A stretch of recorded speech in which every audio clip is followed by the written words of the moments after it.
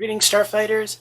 Welcome to the penultimate regular episode of Season 9. Today we are looking at Rogues of Sherwood Forest.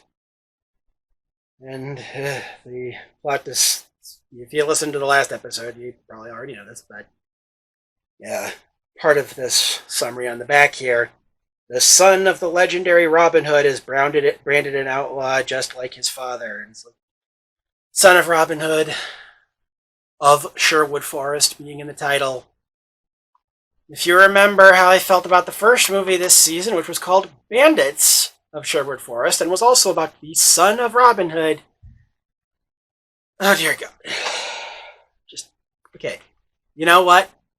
All this really needs to be better than to be better than the Bandits of Sherwood Forest is to have the son of Robin Hood not be a rapey dickhead.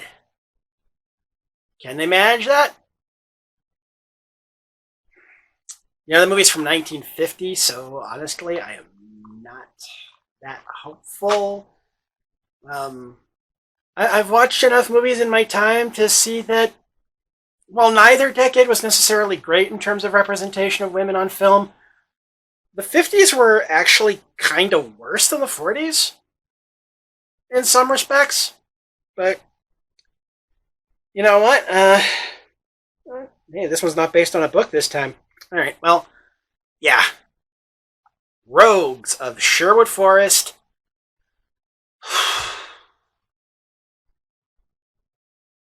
Alright, so I have watched Rogues of Sherwood Forest from 1950. Plot summary courtesy of IMDb.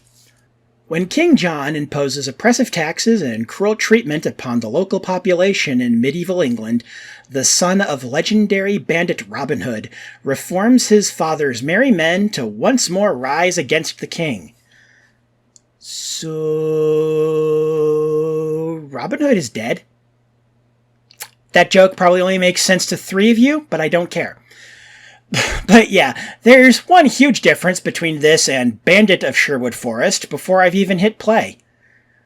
We open on text about the Bill of Rights, of all things, and the Magna Carta, and we go from it to our villains plotting someone's death by replacing a proper lance cap with a fake one that will break apart on impact, causing the actual point of the lance to go through its target. The leader of this conspiracy is the same actor as the main bad guy from the last movie. The movie wastes no time getting to the plot as we quickly get to the next day and the tournament where this staged accidental death is set to take place. And the target? Robin of Huntington, the son of Robin Hood. So we already know this is going to fail. An elder Little John reiterates his off-screen concerns about this tournament, reminding him of the hatred King John had for his father, but Robin brushes it off. While we're on the subject of Robin of Huntington here, I don't know if his outfit here is period appropriate or not, but honestly, I look at that helmet and plume and I just think, there, sure glad I don't look stupid in this. So the horns blow, the riders take their positions, you know how jousting goes, I assume. Anyway, our romance for the film sets up here too, with a woman named Marion. Well, there's a lot to unpack here. Maybe it's just me, but the way George McCready is playing the villain this time around, he just doesn't seem to be bringing much in the way of actual menace. He sounds more like a professor than a king plotting a murder. He was better at this, well, a little anyway, in The Black Arrow, which was only made a few years before this one. Then again, looking at his Letterboxd page, it looks like he largely moved on from swashbuckler movies to World War II and horror movies not too much later in his career, so maybe he was just tired of doing Robin Hood movies at this point. The fake lance cover breaks as promised, but only pierces Robin of Huntington's shield as opposed to Robin himself, and given how the other knight comes around for another go anyway, either he was in on it or he somehow just failed to notice his lance cover is freaking gone. And if he hits on this round, the pointy bit's gonna go into the fleshy bits. So, much like much of American politics, the question is, co-conspirator or oblivious dipshit? Either way, Robin manages to deflect the spear and send it into the ground on the second pass, so he's definitely paying attention. He trades spears with the other knight. It makes sense in context. And yeah, the other knight is in on it. That or he's an asshole. Once again, I'm reminded of American politics.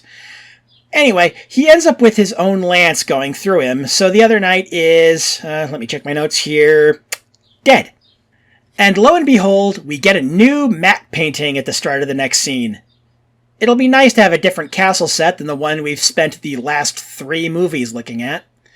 King John and his co-conspirators are here, and this is an exposition-heavy scene, but I can live with it because the interior set is much nicer than the previous films.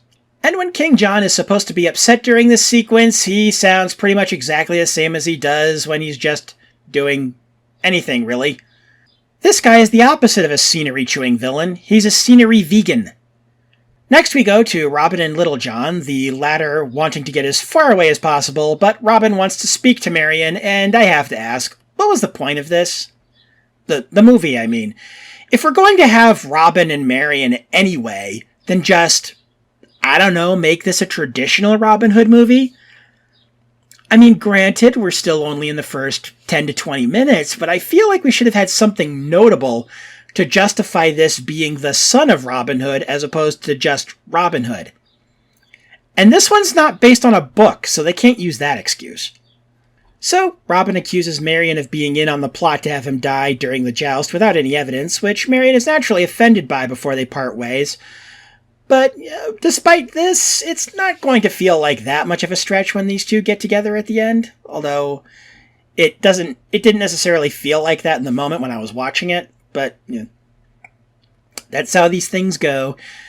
You folks at home should know by now that I write these as I'm watching the movie, and that sometimes how I feel in the early paragraphs doesn't match how I feel by the end. So the king institutes new taxes, and the soldiers under his command just immediately start harassing the civilians over it, and I don't even need to say anything, do I? This leads into our first proper sword fight of the movie, and it's fine. Not terrible, not great, just okay. Well, except for the sword throw when Robin saves Little John from being stabbed in the back. That was just weak. Was that really the best take you had of that? But this does get followed by a pretty well done stunt, for 1950 at least. It's a single take sequence of Robin running across a roof to the other end and swinging down by a rope to knock over several soldiers who'd ganged up on Little John. But alas, more show up on horses with crossbows, and the two are placed under arrest. So our heroes are brought to the king, they're sentenced to death, our main villain has all the charisma of Ben Stein on Lorazepam, and honestly, it's not even that this is a boilerplate Robin Hood story, it's that it's so dull. Back to it, Marion helps free Robin, aided by the lack of peripheral vision in the guards, and before I forget, in the cell with Robin and Little John is hay and a lit candle. This leads to nothing. Not even after the candle gets knocked over during a fight with the guards. Yeah, maybe they were planning to reuse that set for another Robin Hood movie in a year and they didn't want to risk burning down the set. After getting away by snagging a pair of uniforms and horses, King John puts a bounty on Robin's head, and once again, why isn't he just the Robin Hood? Does having this movie's hero be his son really matter? If it does, I've been missing it so far. The next section of the film goes pretty much exactly like you'd expect, though I'll grant them that the action sequences are mostly decent during it. And at 34 minutes in, almost halfway through, we finally begin the process of reforming the Merry Men. Yes, we're getting the band back together sequence. First up is Friar Tuck, who we see being admonished by an abbot for telling stories to the younger monks about his time with Robin Hood. Then we come to Alan a Dale serenading a young woman outside a tavern. Her reaction to Alan running off with the others before they can kiss got a laugh out of me. For Will Scarlet, his recruitment scene involves him being rescued from Stockade for poaching. More are picked up as the sequence goes on, but we're well past the characters from the mythos I know off the top of my head, so I think we can skim past this part. Though I will add that a young boy's pet pigeons end up playing a key role for the rest of the film, and they get picked up during this sequence. The plot did slow down during this part, admittedly, but at least the downtime was filled with stuff that either mattered or was at least fun. I liked the running gag during one of the battle scenes where every time Tuck clobbered one of King John's soldiers over the head with his staff, he'd say, "Heaven forgive me." I imagine some people who watch this movie would be like, get back to fighting King John directly already by now. But for me, the longer this bit goes on, the higher in the season wrap-up rankings this movie goes. I almost dread returning to the main plot. I'm sure everyone who's ever played Skyrim can relate. We do come back to King John eventually, with his right-hand man suspecting Marion of providing Robin with inside information, which she has been, with the pigeons, but she manages to avoid getting caught for the last message she sends, though at the cost of not being able to send any more. I honestly expected her to wind up captured here, but that didn't happen. Nice subversion. I like it. After this, we are introduced to 3 barons who John has set a trap for. Robin does try to warn them away from it, but it doesn't work, and eventually all 3 end up with arrows in their back. This works as a twist because before the arrows hit, the scene is filmed in such a way to make it look like the intended method of assassination is poisoning. But the arrows make more sense once John explains that the plan is to sneak the bodies out of the castle and have them dropped near Sherwood Forest in order to frame Robin for their deaths. John is finally starting to feel like a legitimate threat in this movie. With only 20 minutes left. Well, better late than never, I guess. But, oh-ho, another twist. One of the barons survived, albeit just barely. He's found and aided by 2 farmers, one of whom is sent to find Robin. The movie takes a bit of a cul-de-sac here to basically lay out what will become the Magna Carta before getting back to the final act of confronting King John.